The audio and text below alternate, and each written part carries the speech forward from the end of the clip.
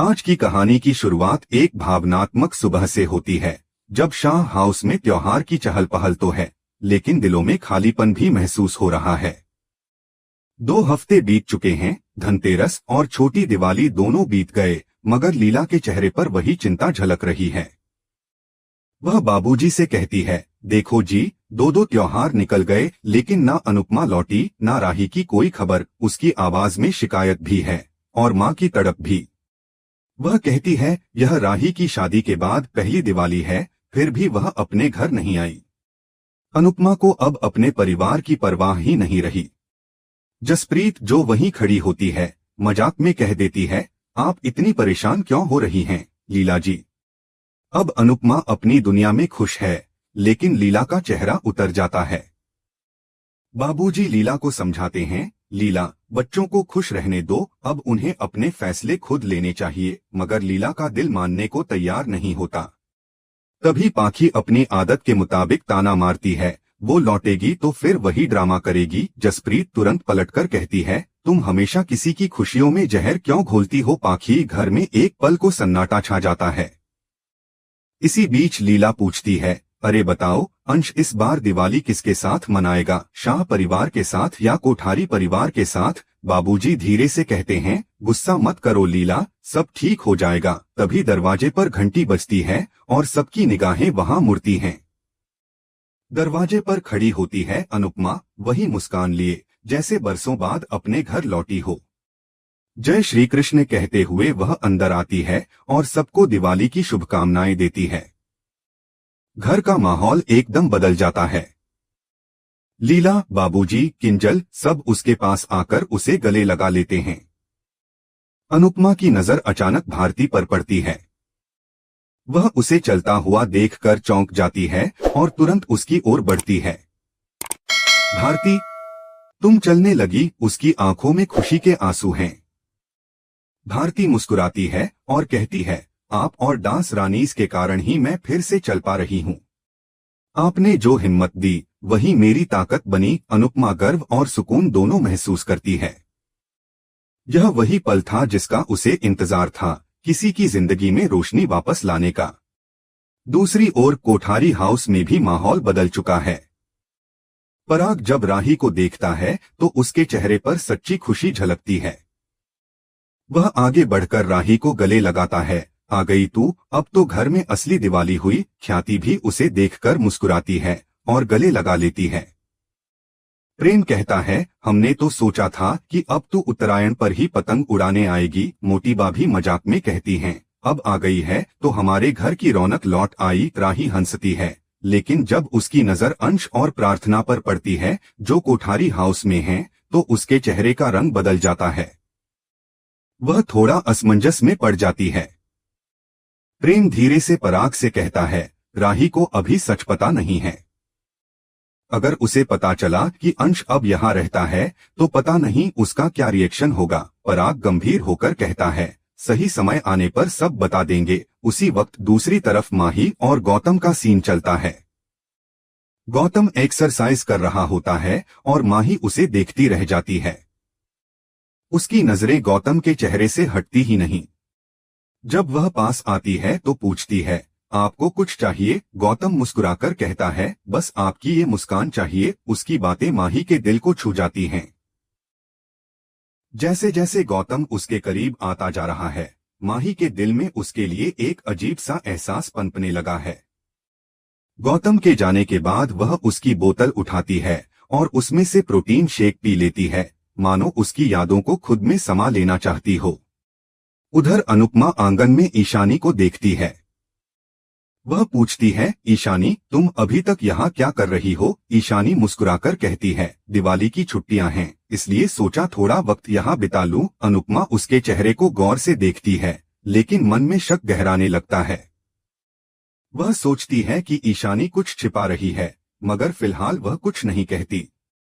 दूसरी तरफ राही अंश से पूछती है, तुम कोठारी हाउस में क्या कर रहे हो? उसके लहजे में हैरानी और नाराजगी दोनों झलकते हैं। प्रेम तुरंत बीच में आता है और कहता है, अंश बिजनेस में बहुत मदद कर रहा है, बेटा समझो परिवार की शान बढ़ा रहा है। राही कुछ कहने ही वाली होती है कि तभी दरवाजे पर गौतम का आगमन होता है। उसे देखकर राही के चेहरे का रंग उड़ जाता है। वह गुस्से में कहती है, तुम यहाँ क्या कर रहे हो? तुम्हारी इतनी हिम्मत कि इस घर में कदम रखा। गौतम कुछ बोल भी नहीं पाता कि मोटी बा कहती हैं, गौतम को हमने बुलाया है, अब वो यहीं रहेगा। राही की आंखों में हैरानी और गुस्सा दोनों दिखाई देते हैं। माही तुरंत बीच में आती है और कहती है, गौतम जी, हमारी क्लाइंट के साथ वीडियो कॉन्फ्रेंस है, आपको तैयार रहना होगा। पराग इस पूरे तनाव को देखते हुए कहता है, राही तुम फ्रेश हो जाओ, हम बाद में बात करेंगे। राही समझ जाती है कि यहाँ कुछ बड़ा छिपा है।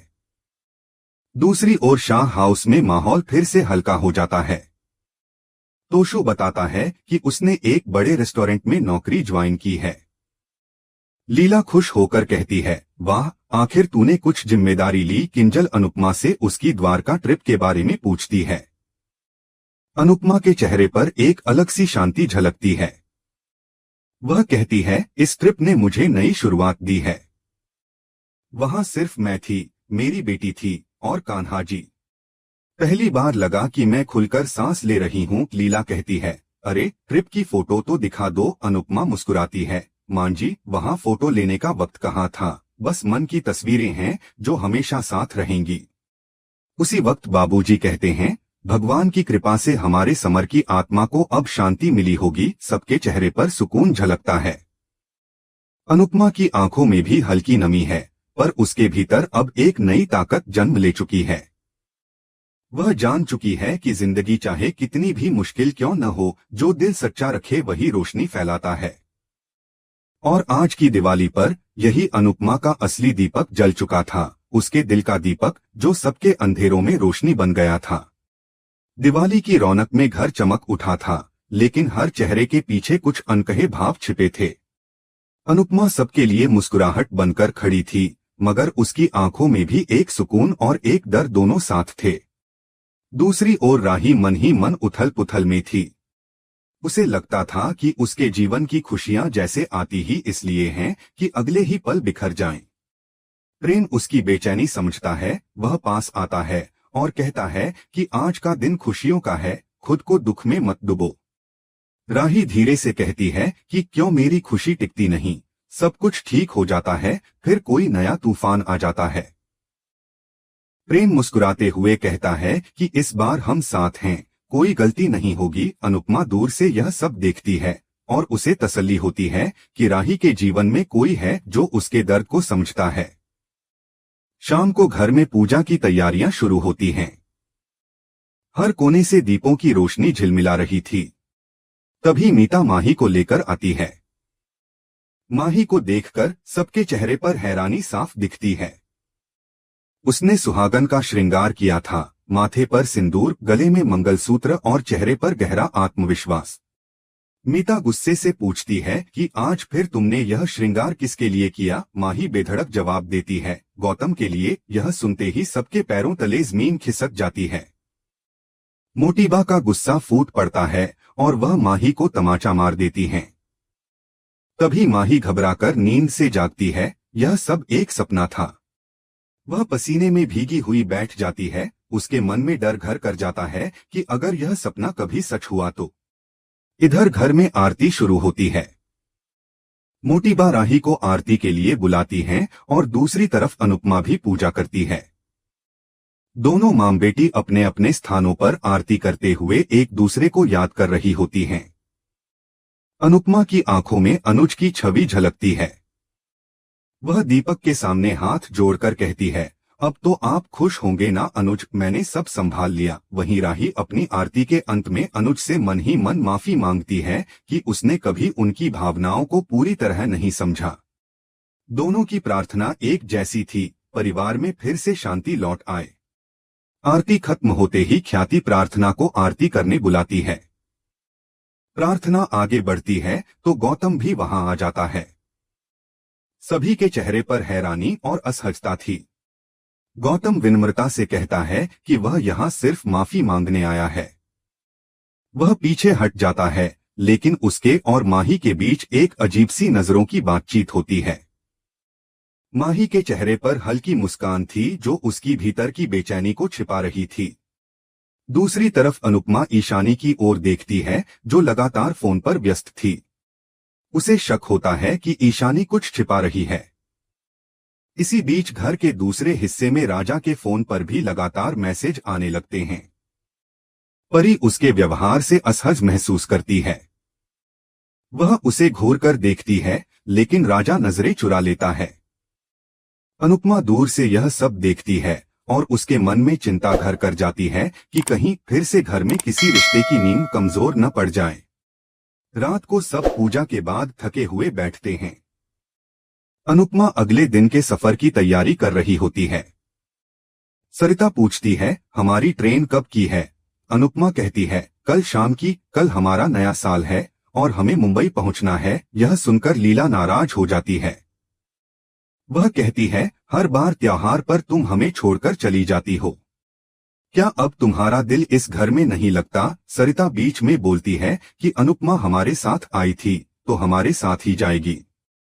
भारती भी कहती है कि हमें इंटरनेशनल डांस कंपटीशन की तैयारी करनी है। लीला का स्वर थोड़ा नर्म होता है, लेकिन वह फिर भी कहती है, प्रार्थना को अनुपमा की जरूरत है। सरिता दृढ़ता से जवाब देती है, उसकी माँ उसका ख्याल रख सकती है। लीला फिर भी तंज कसते हुए कहती है, क्या तुम राही को छोड़कर चली जाओगी? जसप्रीत माहौल को हल्का करने की कोशिश करती है, मुंबई बहुत दूर नहीं है लीला, आप इतनी चिंता मत कीजिए। तभी पाखी फोन पर ईशानी से बात करती दिखती है। अनुपमा का शक और गहराता है। वह पास जाकर पूछती है, ईशानी यहाँ पढ़ाई छोड़कर क्यों आई है? पाखी कुछ जवाब देती उससे पहले ही उसे चक्कर आने लगते हैं। अनुपमा उसे संभाल लेती है और कहती है, आराम करो, अभी कुछ मत सोचो। जसप्रीत लीला से कहती है, आप अनुपमा को भावनात्मक रूप से मत ब्लैकमेल कीजिए, वह जहां खुश है वहीं रहना चाहिए। लीला कहती है, तुम भी उसे उकसाना मत। बाबूजी बीच में आकर कहते हैं, बस अब कोई भी अनुपमा पर दबाव नहीं डालेगा, हम यह दिवाली खुशियों के साथ मनाएंगे। इधर ख्याति अपने कमरे में पराग से साड़ी के बारे में बात कर रही होती है। पराग कहता है कि उसे कोई साड़ी पसंद नहीं आई। ख्याति निराश हो जाती है। तभी पराग उसे एक साड़ी थमाते हुए कहता है, यह पहन लो, यह तुम्हारे लिए ही लाई थी। ख्याति मुस्कुरा उठती है और कहती है, धन्यवाद, आपने मुझे माफ कर दिया। पराग हल्के से कहता है, अब सब पुराना भूल जाओ, आगे बढ़ते हैं। ख्याति धीरे से कहती है, मैं खुश हूँ क्योंकि मुझे आर्यन वापस मिल गया है। यह सुनकर पराग के चेहरे का रंग उड़ जाता है। वहीं प्रेम राही के पास आता है और कहता है, कल हम रेस्टोरेंट की जगह देखने चलेंगे, शायद वहां जाकर तुम्हें अच्छा लगे। राही उदास थी, लेकिन प्रेम ने कहा, शायद मेरा दिवाली गिफ्ट देखकर तुम्हारे चेहरे पर मुस्कान लौट आए। तभी प्रेम के फोन पर मैसेज आता है। राही कुछ पूछने ही वाली थी कि प्रेम झट से फोन लेकर वहां से चला जाता है। राही के दिल में शक की लहर उठती है।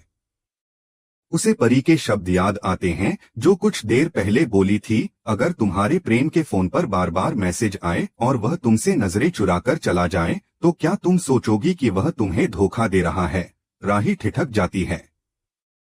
उसका मन कहता है प्रेम ऐसा नहीं कर सकता, लेकिन उसका डर कहता है कि हालात कभी भी बदल सकते हैं।